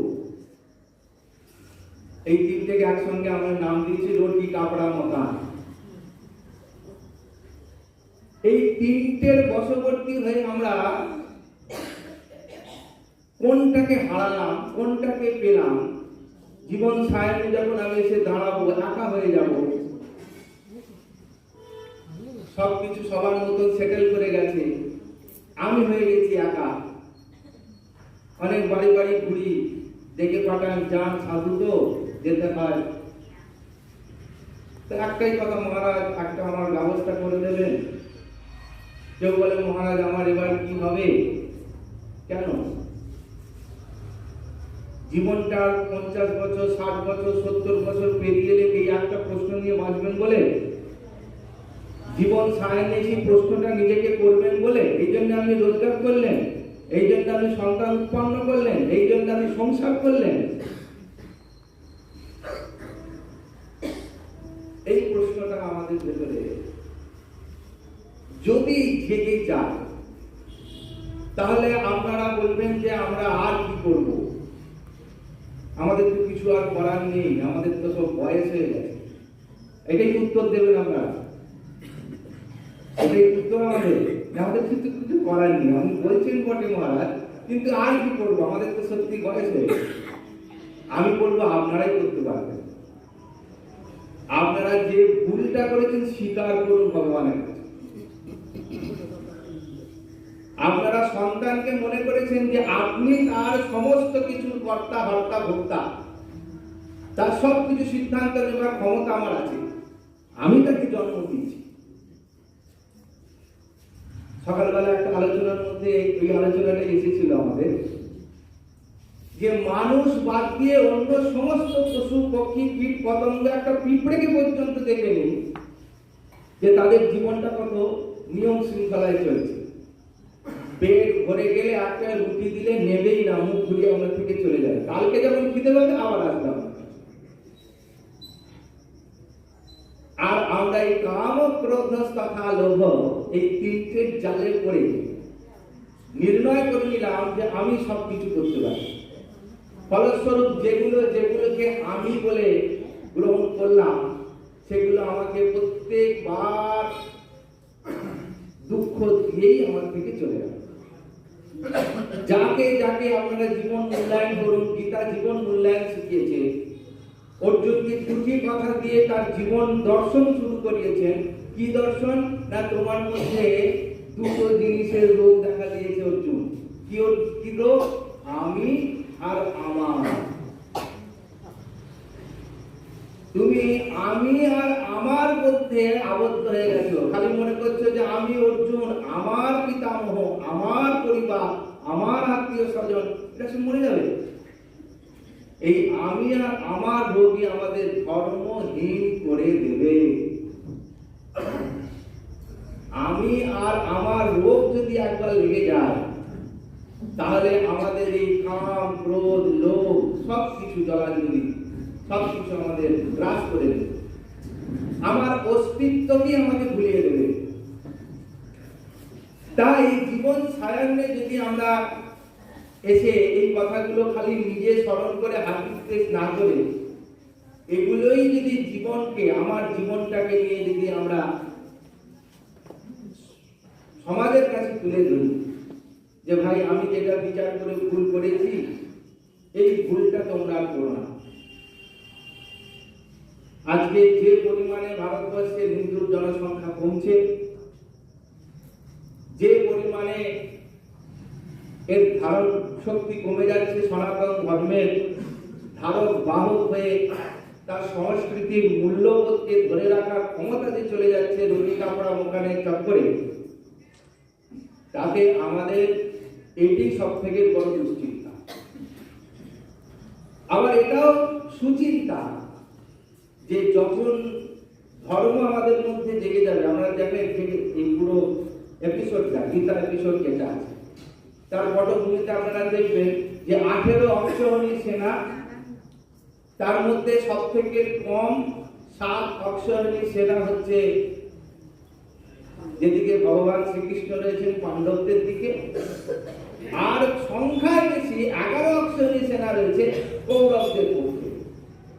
ভগবান বললেন যেদিকে ধর্ম থাকবে আমি তো সেদিকেই থাকবো। তাহলে ভগবান আছেন কার দলে? ধর্মের দলে আছেন। ধর্মের সংখ্যা বেশি না কম? ধর্মের সংখ্যা কম। তাই মহারাজজি যেটা খুব সুন্দরভাবে বলছিলেন, যে মায়েদের ক্ষেত্রে উপদেশ করছিলেন যে যাই হয়ে যাক সত্য কথা বলা থেকে ছাড়বেন না। আমরা গৃহে গৃহে যদি নিজের ব্যক্তিত্ব, নিজের চরিত্রের মধ্যে সত্যকে রাখতে পারি, সেটাই হচ্ছে আমাদের জীবনের পরম ধার্মিক অবস্থা। যার জন্য শ্রীমদ্ ভাগবত লেখার প্রথম শ্লোকেতেই বেদব্যাসজি বললেন সত্যম পরম ধীমহি। তিনি কৃষ্ণকে ধ্যান করেননি শ্রীমদ্ ভাগবত লেখার আগে, তিনি বলেছেন সত্যম পরম ধীমহি, সেই সত্যকে ধ্যান করছে। এবং এই সত্যই আমাদের জীবনের যে ধারণ করবে বা ধারণ করা, এটাকে উপদেশ করে বললেন সেই হচ্ছে ধার্মিক, তাকে হচ্ছে আস্তিক্য বুদ্ধি। আর সত্যকে যারা ধারণ করেন না, ঘন্টার পর ঘন্টা গঙ্গায় চুবে দাঁড়িয়ে থাকলেও, ধূপের পর ধূপ ঘুরিয়ে গেলেও, প্রদীপের পর প্রদীপ ঘুরিয়ে গেলেও সত্যকে ধারণ করেন না, সে যতই যাই বলুন সে কিন্তু আস্তিক হতে পারবে না। আমাদের এটা ভালো করে বুঝতে হবে যে ধর্ম বলতে চাইছি পুজো পাঠ জপ তপ সবকিছু দান দক্ষিণা যা কিছু করছি না কেন, এর মধ্যে সত্য আছে তো? যদি সত্য থাকে তবেই সেটা আস্তিক, সেটাই ধর্ম, সেটাই সনাতন। আর যদি সেগুলো না থাকে, রাবণও বিরাট পণ্ডিত ছিল। স্বয়ং রামচন্দ্র স্বীকার করেছিলেন যে রাবণের মতো এত বড় পণ্ডিত কেউ ছিল না, কিন্তু সেই জীবনে সত্যকে ধারণ করেনি, যার জন্য তার এই পরিণতি হল। বাহু বল, লোক বল, ঐশ্বর্য বল সবই রাবণের বেশি ছিল। যুগে যুগে এটাই আমাদের বোঝানো। সেই জন্যে আমরা সত্যকে ধারণ করবার কথাই ভগবান শ্রীকৃষ্ণ গীতাতে ছত্রে ছত্রে বলেছে। 3টে মূল উপদেশ: নিষ্কাম কর্ম, যে কর্ম করবে তাকে নিষ্কাম ভাবে করতে হবে, কামনা রহিত হয়ে কর্ম করা, যার আলোচনা মহারাজ করেছেন কৃষ্ণানন্দজি মহারাজ খুব সুন্দরভাবে। বিশুদ্ধ ভক্তির কথা, বিশুদ্ধ ভক্তি মানে যে ভক্তিটা একদম শুদ্ধ হবে, পবিত্র হবে। গীতায় ভগবান ওই জন্য ব্যভিচারী ভক্তির কথা তুলে ধরেছে, অব্যভিচারিণী ভক্তির কথা সেখানে তুলে ধরেছে, গীতাতে এরকম হতে বলেছেন।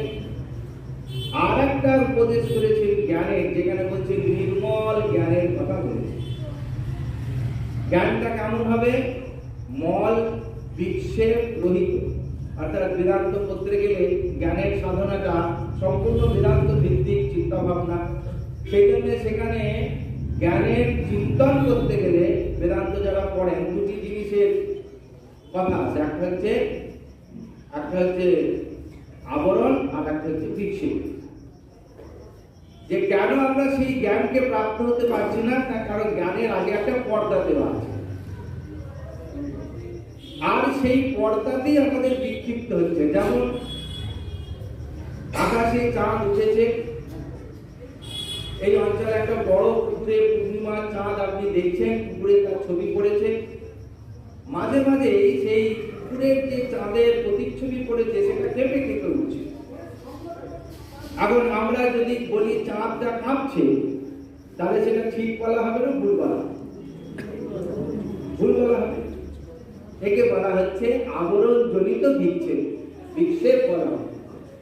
অর্থাৎ সেই চৈতন্য, অবিকারী চৈতন্য, নির্মল চৈতন্য, শাশ্বত চৈতন্য, সনাতন চৈতন্য, সর্বভূতে ব্যাপ্ত চৈতন্য, তার কোন ক্ষয় ভয় কোনো কিছু পরিবর্তন নেই।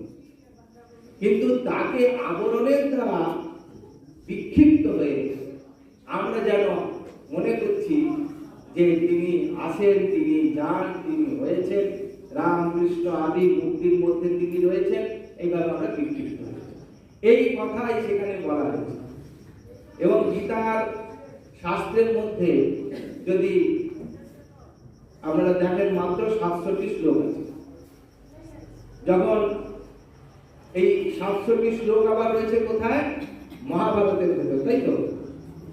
মহাভারত যখন বেদব্যাসজি লিখবেন ঠিক করলেন, তখন গণেশকে ডাকা হলো মহাভারত লেখার জন্য।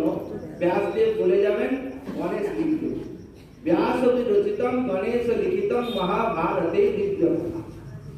ব্যাস বলে যাচ্ছেন, গণেশ লিখে যাচ্ছেন। যখন শেষ হলো তখন দেখা গেল যে 60 লক্ষ শ্লোক হয়ে গেছে। বেদব্যাসজি বলেন, এত 60 লক্ষ শ্লোক কে পড়বে? একে একটু কাটছাঁট করে ছোটখাটো করে তিনি মহাভারত সংহিতা করে 30 লক্ষ শ্লোক তিনি দেবলোকে পাঠিয়ে দিলেন। আর রইল কত লক্ষ শ্লোক? 30 লক্ষ পাঠিয়ে দিলে 60 লক্ষের মধ্যে কত রইল? 30 লক্ষ। বেদব্যাস দেখলেন এই 30 লক্ষ এর পড়বার ক্ষমতা নেই, আছে নাকি আপনাদের? তো বেদব্যাসী দেখলেন কলিযুগের মানুষ এমনি তো খেয়ে পড়ি তার জীবন চলে যাবে। তো তিনি বললেন কি তাকে আরো কমিয়ে 15 লক্ষ শ্লোক তিনি পাঠিয়ে দিলেন গন্ধর্ব লোকে। বাকি কত রইল? বলতে পারবেন 15 লক্ষ? বেদব্যাসী এটাও ভাবেন, এখনই আপনারাই বলেন, তখন তিনি ভেবেছেন এরা পড়তে পারবে না, তাই 14 লক্ষ তিনি শ্লোক পাঠিয়ে দিলেন পিতৃলোকে। রইল বাকি কত? আমরা গীতা যখন পড়েন তখন শেষে কি লেখা থাকে? প্রত্যেক অধ্যায়ের শেষে ইতি শ্রী মহাভারতে শত সহস্র, শত সহস্র মানে 1 লক্ষ, তাই তো? তাই 1 লক্ষ মহাভারত তিনি রচনা করলেন। পড়েছেন নাকি 1 লক্ষ শ্লোক? তাও পড়েন। তাহলে এবার কি হবে? সেই জন্যই সাধু সন্ত মনীষীরা এর নির্যাস গীতা শাস্ত্র তিনি রচনা করেছেন। মাত্র 700 শ্লোক আপনাদের দ্বারে দ্বারে ঘুরে বেড়াচ্ছে।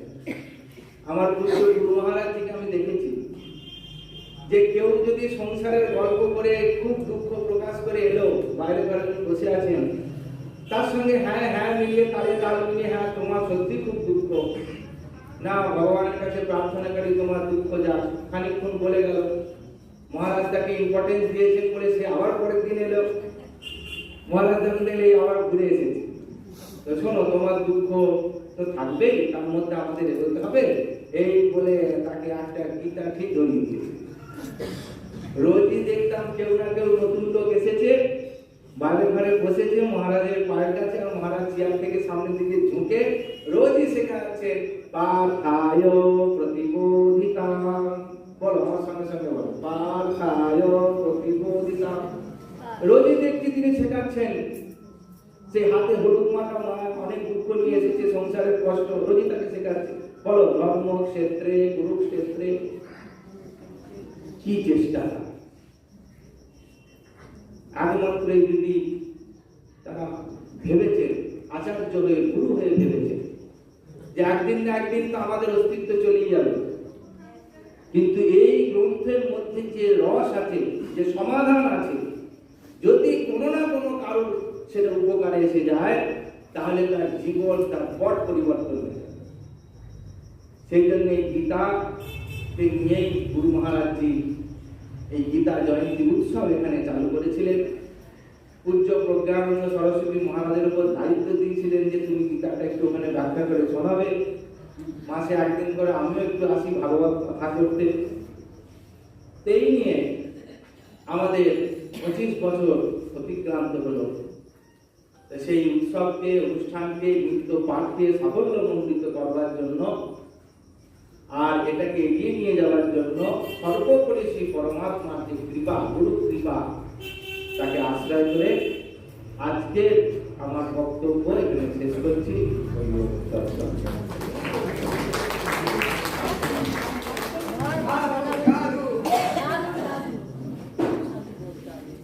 আমরা প্রায় অনুষ্ঠানের শেষ পর্যায়ে পৌঁছেছি।